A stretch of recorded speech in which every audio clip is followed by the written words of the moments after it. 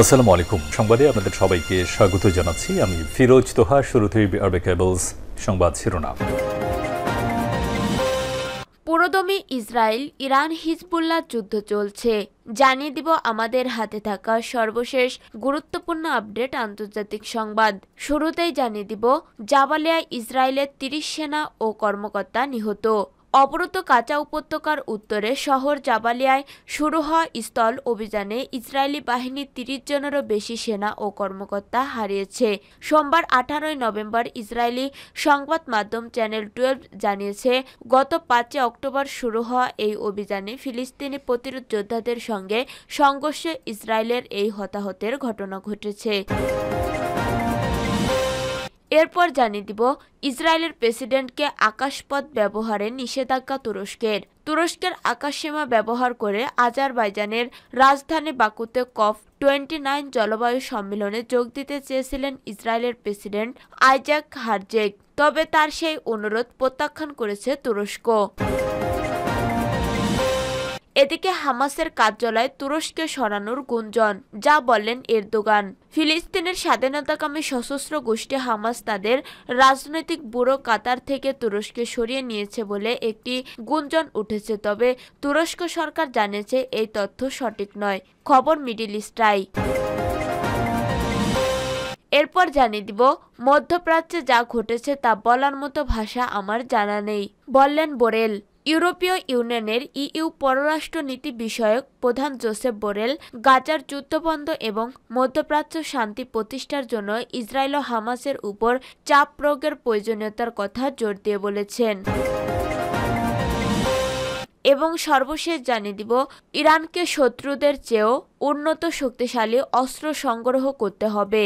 মধ্যপ্রাচ্যের চলমান জটিল পরিস্থিতিতে ইরানের পারমাণবিক নীতিতে পরিবর্তন আনার আহ্বান জানিয়েছেন দেশটির সংসদ সদস্য মাহমুদ নাভাভিয়ান। তিনি বলেছেন, শত্রুদের প্রতিরোধ করার জন্য এবং দেশের নিরাপত্তা সুনিশ্চিত করার জন্য ইরানকে তার প্রতিরক্ষামূলক অবস্থান শক্তিশালী করতে হবে। সোমবার তেহরানে দেশটির সংসদের একটি উন্মুক্ত অধিবেশনে বক্তব্যকালে তিনি এসব কথা বলেন। প্রিয় দর্শক, এতক্ষণ শুনছিলেন সংবাদ শিরোনাম, এরপর বিস্তারিত। তবে তার আগে বন্ধু জানিয়ে দিন আপনি কোন স্থান থেকে আমাদের সংবাদটি দেখছেন এবং শুনছেন।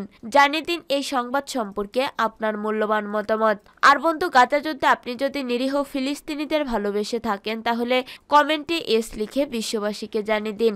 আর বন্ধু, আপনি যদি আমাদের চ্যানেলে নতুন হয়ে থাকেন তাহলে ভিডিওটি দেখতে দেখতে চ্যানেলটি সাবস্ক্রাইব করে রাখুন, যাতে করে আমাদের পরবর্তী সংবাদগুলো সবার আগে আপনার কাছে পৌঁছে যায়। এবারে বিস্তারিত।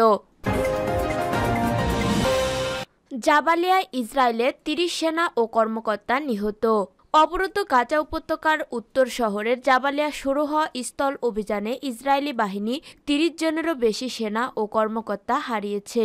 সোমবার ১৮ নভেম্বর ইসরায়েলি সংবাদ মাধ্যম চ্যানেল 12 জানিয়েছে, গত ৫ অক্টোবর শুরু হওয়া এই অভিযানে ফিলিস্তিনি প্রতিরোধ যোদ্ধাদের সঙ্গে সংঘর্ষে ইসরায়েলের এই হতাহতের ঘটনা ঘটেছে। ইসরায়েলি মিডিয়ার তথ্য অনুযায়ী সর্বশেষ রোববার গাজার উত্তর অঞ্চলে ভেইত লাহিয়ায় সংঘর্ষের সময় আরও ২ ইসরায়েলি সেনার মৃত্যু নিশ্চিত করেছে ইসরায়েলি প্রশাসন। এর মধ্যে একজন ছিলেন অফিসার। এ ঘটনায় আরও একজন সেনা গুরুতর আহত হয়েছেন। ইসরায়েলি সেনাবাহিনী গাজার উত্তরে তাদের এই তৃতীয় স্থল অভিযান চালিয়ে যাচ্ছে, যা গত বছরের ৭ অক্টোবর থেকে চলমান যুদ্ধের অংশ। ইসরায়েলি সংবাদ মাধ্যম মারিফ জানিয়েছে, চলমান ৪০০ দিনের যুদ্ধে প্রায় ২টি ডিভিশনের সমান সেনা নিহত ও আহত হয়েছে। সেনাবাহিনীর এই জনবলের সংকট এবং অন্যান্য সমস্যা নিয়ে সংবাদ মাধ্যমটি ইসরায়েলি প্রধানমন্ত্রী বেঞ্জামিন নেতানিয়াহুর মন্ত্রিসভাকে দায়ী করেছে।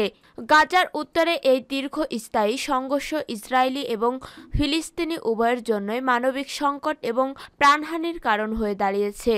গাজার স্বাস্থ্য মন্ত্রণালয় জানিয়েছে, গত বছরের ৭ অক্টোবরের পর থেকে গাজায় শুরু হওয়া ইসরায়েলি গণহত্যায় এ পর্যন্ত ৪৩,৮৪৬ জনের বেশি ফিলিস্তিনির প্রাণ কেড়ে নিয়েছে, যাদের মধ্যে অধিকাংশই নারী ও শিশু। এছাড়া ১,০৩,৭৪০ জনের বেশি মানুষ আহত হয়েছে। ইসরায়েলের প্রেসিডেন্টকে আকাশপথ ব্যবহারে নিষেধাজ্ঞা তুরস্কের। তুরস্কের আকাশসীমা ব্যবহার করে আজারবাইজানের রাজধানী বাকুতে COP29 জলবায়ু সম্মেলনে যোগ দিতে চেয়েছিলেন ইসরায়েলের প্রেসিডেন্ট আইজাক হারজোগ। তবে তার সেই অনুরোধ প্রত্যাখ্যান করেছে তুরস্ক, যে কারণে শনিবার এক বিবৃতিতে হারজোগ তার নিষেধাজ্ঞা উদ্বেগ উল্লেখ করে সম্মেলনে অংশগ্রহণ বাতিল করেছে। গত 2023 সালের অক্টোবর থেকে গাজায় আক্রমণ চালাচ্ছে ইসরায়েল, আর ইস্যুতে ইসরায়েলকে কঠোর হুঁশিয়ারি দিয়ে যাচ্ছে তুরস্ক। এ কারণে তুরস্কের সঙ্গে সম্পর্কে ভাটা পড়েছে ইসরায়েলের। এ অবস্থায় ইসরায়েলের প্রেসিডেন্টকে নিজেদের আকাশপথ ব্যবহার করার অনুমতি দেননি তুরস্ক। এর আগে গত সপ্তাহে তুরস্কের প্রেসিডেন্ট রিসেপ তাইপ এরদোয়ান শীর্ষ সম্মেলনে অংশগ্রহণ করেন, যেখানে ইসরায়েলের সঙ্গে নিজেদের সমস্ত সম্পর্ক ছিন্ন করার কথা জানান। তুরস্ক ও তেল আবিবের মধ্যে সর্বশেষ বাণিজ্য সম্পর্ক ছিল মে মাসে। এরপর দুই দেশের বাণিজ্যিক সম্পর্ক স্থগিত করা হয়। ফিলিস্তিন ইসরায়েল সংঘাতের অবসান ঘটাতে কূটনৈতিক প্রচেষ্টার অংশ হিসেবে আঙ্কারা এখন ইসরায়েলের উপর অস্ত্র নিষেধাজ্ঞা বাস্তবায়নের দিকে মনোনিবেশ করেছে। একই সঙ্গে দেশটি জাতিসংঘে ইসরায়েলের বিরুদ্ধে আন্তর্জাতিক সম্প্রদায়কে এক করতে চেষ্টা চালাচ্ছে।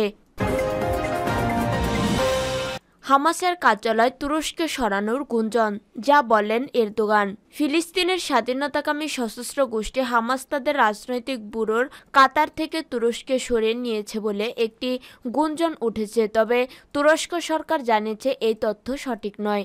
খবর মিডল ইস্ট আই। তুরস্কের কূটনৈতিক সূত্র জানিয়েছে হামাসের পলিটিক্যাল ব্যুরোর সদস্যরা প্রায় তুরস্ক সফর করেন, কিন্তু গোষ্ঠীটি তুরস্কে স্থায়ীভাবে কার্যালয় স্থানান্তর করেছে বলেও যে দাবি করা হচ্ছে তা মিথ্যা। রোববার ইসরায়েলি পাবলিক ব্রডকাস্টার কান জানিয়েছে, কাতার সরকার হামাসকে দেশ ত্যাগ করতে বলার পর তারা দোহা থেকে তুরস্কের উদ্দেশ্যে রওনা হয়েছে।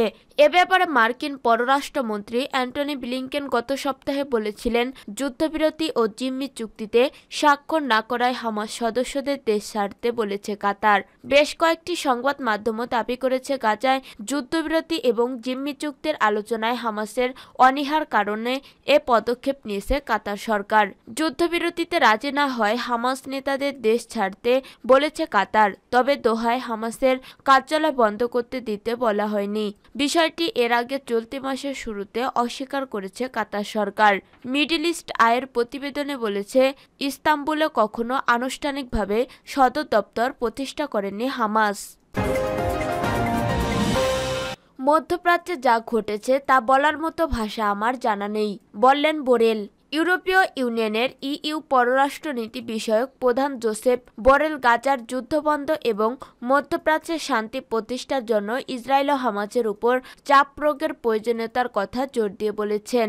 সোমবার একটি ইইউ বৈঠকের আগে সাংবাদিকদের সঙ্গে আলাপকালে বোরেল বলেন, অনেকেই গাজার যুদ্ধ বন্ধ করার চেষ্টা করেছিলেন, কিন্তু এখনও এটি সম্ভব হয়নি। আমি মনে করি না এটি শীঘ্রই সম্ভব হবে। তাই ইসরায়েলি সরকার এবং অবশ্যই হামাসের উপর চাপ প্রয়োগ করা আমাদের দায়িত্ব। বোরেল এ সময় জানান যে তিনি ইসরায়েলের সঙ্গে রাজনৈতিক সংলাপ সাময়িকভাবে স্থগিত করার জন্য ইইউ সদস্যদের কাছে প্রস্তাব রাখবেন, কারণ গাজায় ইসরায়েলের যুদ্ধ পরিচালনা আন্তর্জাতিক আইনের প্রতি অসম্মান প্রদর্শন করছে। তিনি আরও বলেন, মধ্যপ্রাচ্যে যা ঘটেছে তা বর্ণনা করার মতো শব্দ আমার জানা নেই। আমি আসলেই ভাষা হারিয়ে ফেলেছি। উল্লেখ্য, অবরুদ্ধ গাজায় ইসরায়েলি আগ্রাসনে প্রায় ৪৪,০০০ মানুষ নিহত হয়েছেন এবং আঞ্চলিক সম্পূর্ণ ধ্বংসস্তূপে পরিণত হয়েছে, যেখানে নিহতদের ৭০% নারী ও শিশু। বোরেল উল্লেখ করেন, যদি আপনি নিহতদের বয়স বিশ্লেষণ করেন তাহলে দেখবেন সবচেয়ে বেশি ক্ষতিগ্রস্ত শিশুরা, বিশেষত ৯ বছরের কম বয়সীরাই। তিনি দৃঢ়ভাবে বলেন, আমার মেয়াদের শেষ দিন পর্যন্ত আমি ইইউ সদস্য রাষ্ট্রগুলোকে জোর দিয়ে বলব যে শুধু কথা নয়, বাস্তব পদক্ষেপের মাধ্যমে ফিলিস্তিন রাষ্ট্র প্রতিষ্ঠার সমর্থন দেখাতে হবে। এদিকে লেবাননের যুদ্ধবিরতির প্রচেষ্টায় যুক্তরাষ্ট্রের দূত আমোস হোসেস্টাইন বৈরুতে পৌঁছানোর কথা। তিনি হিজবুল্লাহ ও ইসরায়েলের মধ্যে যুদ্ধবিরতি নিয়ে আলোচনা করবেন। লেবাননের গণমাধ্যমে বলা হয়েছে, একটি ইতিবাচক প্রতিক্রিয়া যুদ্ধবিরতি প্রস্তাবের জন্য জমা দেওয়া হয়েছে। নিউ ইয়র্ক টাইমসও জানিয়েছে, ইরানের সমর্থন পুষ্ট হিজবুল্লাহর প্রতি যুদ্ধ বন্ধের বার্তা পাঠানো হয়েছে।